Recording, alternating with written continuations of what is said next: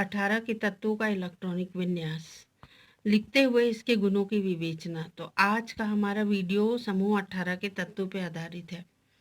समूह 18 में ये देखिए, यहाँ समूह 18 में 6 तत्व हैं: helium, neon, argon, krypton, xenon और रेडॉन। हीलियम का परमाणु क्रमांक 2, नियॉन का 10, आर्गन 18, क्रिप्टॉन 36, जेनॉन 54 और रेडॉन 86। इनका जब हम इलेक्ट्रॉनिक विन्यास लिखते हैं और विवेचना करते हैं तो इलेक्ट्रॉनिक विन्यास और विवेचना आता है। इलेक्ट्रॉनिक विन्यास है 2 है तो 1s2, 10 है तो 2 और 8, ये हो गए 1s2, 2s2, 2p6। 18 है तो 2, 8 और 8, तो 1s2, 2s2, 2p6, 3s2, 3p6। और क्रिप्टॉन का 36 है तो 2 हो गए, फिर 8 हो गए, 18 हो गया और लास्ट में फिर 8, 4s2, 4p6।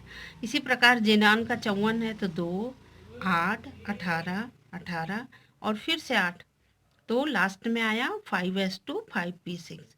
और रेडॉन का 86 है तो ये 2 हो गए, 8 हो गया, 18, उसके बाद 32, पुनः 18 और 8 और लास्ट में है 6s2, 6p6। क्या देख रहे हैं हम? सभी के बाह्य कक्ष में कितने इलेक्ट्रॉन है? 6 और 2 8, यानी कि 2s2, 2p6। यानी कि इसके s में 2 इलेक्ट्रॉन है और p में 6 इलेक्ट्रॉन है। और s में हमेशा 2 इलेक्ट्रॉन रहते हैं और p में हमेशा 6 ही रहते हैं। 6, 2, 8, मतलब इसका अष्टक पूरा है। तो ये बात आपको बहुत ध्यान रखना है कि इनके सभी के बाह्य कक्ष में देखो 6, 2, 8, 6, 2, 8 है ना, 6, 2, 8 और यहाँ 6, 2, 8 और यहाँ 6, 2, 8, अष्टक पूरा, केवल हीलियम को छोड़ के। तो हीलियम के बाहर 2 है, भले इसका अष्टक, अब ये क्या कर सकता है, 2 ही इलेक्ट्रॉन है तो 2 आएंगे, पर ये सभी चूंकि इनका अष्टक पूरा है। कोई भी तत्व क्रियाशील क्यों होते हैं? उनका अष्टक पूरा नहीं होता। तो अष्टक पूरा करने के लिए वो क्या करते हैं? एक दूसरे से क्रिया करते हैं। तो चूंकि अक्रिय गैसों का अष्टक क्या होता है? पूर्ण होता है। तो अष्टक पूरा होने के कारण ये किसी से क्रिया नहीं करते, न कोई लेन देन करते हैं, न कोई साझा करते हैं। तो हम इसे समूह 18 के तत्व इसलिए कहते हैं क्योंकि इसके बाह्य कक्ष में 8 इलेक्ट्रॉन है, हालांकि हीलियम इसका अपवाद है। और दूसरा, इसे हम शून्य समूह के तत्व भी कहते हैं। क्यों कहते हैं? इसकी संयोजकता कितनी होती? शून्य। न तो ये इलेक्ट्रॉनों को ले रहा है, न दे रहा है, न साझा कर रहा है, मतलब इसकी संयोजकता शून्य है। तो ये है अक्रिय गैसों का इलेक्ट्रॉनिक विन्यास। देखो इसको और कितने नाम से जाना जाता है।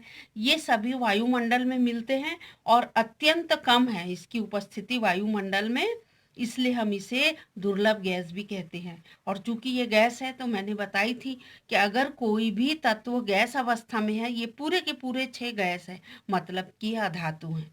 इसमें से जो रेडॉन है वो रेडियो सक्रिय जो है शून्य समूह का तत्व है, समूह 18 का। अब हम इनके गुण धर्मों की विवेचना करेंगे, इनके भौतिक गुण।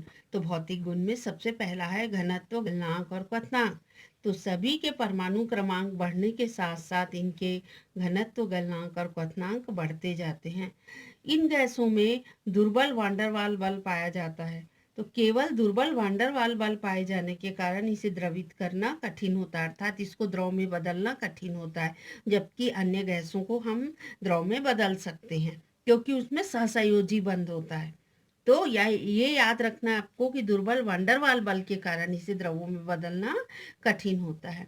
और इसकी परमाणु त्रिज्या, तो जब किसी भी वर्ग में हम चाहे समूह 1 से लेकर 18 तक कहीं भी चले जाइए, ऊपर से नीचे आने पर हमेशा परमाणु त्रिज्या क्या होती है? बढ़ती है। और एक बात और याद रखना है कि समूह 18 की परमाणु त्रिज्या अन्य सभी 17 समूह जो हैं हमारे पास 1 से लेकर, उन सबसे अधिक होती है। तो क्यों होती है? क्योंकि इसमें वांडरवाल बल या वांडरवाल त्रिज्या पाई जाती है, जिसका आकार हमेशा सहसंयोजी त्रिज्या से बड़ा होता है, जबकि अन्य में सहसंयोजी त्रिज्या पाई जाती है। आयनन विभव, तो आपको मालूम है यहाँ से रीजनिंग क्वेश्चन आता है कि जो समूह 18 के तत्व है उसका आयनन विभव उच्च क्यों होता है? तो जाहिर सी बात है कि इसका अष्टक पूरा है। जब 8 पूरा है तो ना ही ये त्यागेगा ना ही ग्रहण करेगा, तो इसके बाह्य कक्षा से इलेक्ट्रॉन को निकालने के लिए अधिक ऊर्जा की आवश्यकता होगी, इसलिए इसका आयनन विभव हमेशा उच्च होता है।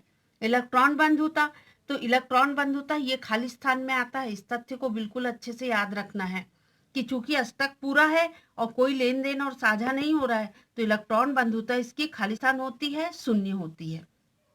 परमाणुकता, तो ये भी रीजनिंग क्वेश्चन में आता है कि उत्कृष्ट गैस एक परमाणु क्यों होते हैं। इस संसार में जितने भी गैस हैं इनको छोड़ के समूह 18 सभी द्विपरमाणुक होते हैं, O2 N2 H2, पर ये हमेशा HEN ही होता है, एक परमाणुक होता है। क्यों होता है, ये भी रीजनिंग क्वेश्चन है। तो आपको यहाँ इस बात का उल्लेख करना है कि Cp और Cv का अनुपात यानी स्थिर दाब पर ऊष्माधारिता और स्थिर आयतन पर ऊष्माधारिता का अनुपात जिस भी गैस का 1.66 आता है वह हमेशा एक परमाणुक होता है। तो ये सभी गैसें एक परमाणुक होती है। जल में ये अल्प विलेय है और ऊपर से नीचे जाने पर विलेयता क्या होती है, अधिक होती जाती है।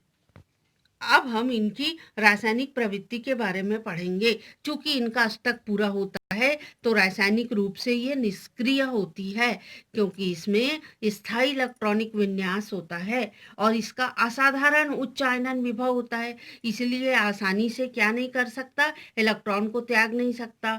और उत्कृष्ट गैसों की इलेक्ट्रॉन बंधुता शून्य होती है।